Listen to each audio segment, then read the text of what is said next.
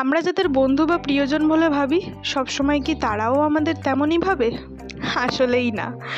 আসলে কি জানেন তো, বন্ধু বলেন বা প্রিয়জন, কারোর কাছেই আমরা ততটা গুরুত্বপূর্ণ না যতটা আমরা ভাবি। হয়তো কারোর কারোর জীবনে আমরা শুধুমাত্র সময় কাটানোর একটা বেস্ট অপশান হয়ে আছি, অথচ আমরা ভাবি তাদের জীবনে আমাদের জায়গাটা ভীষণভাবে অটুট।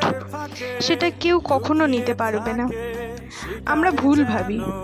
আমাদেরকে ছাড়াও তাদের আরও অনেক বন্ধু আছে, কাছের মানুষ আছে, যাদের সাথে তাদের ভালো সময় কাটে।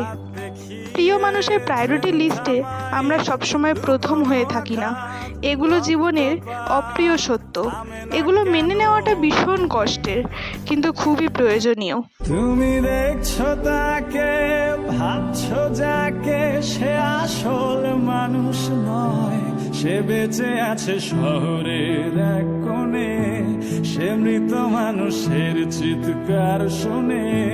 সে বেঁচে আছে শহরের এক কোণে, সে মৃত মানুষের চিৎকার শোনে প্রতিদিন।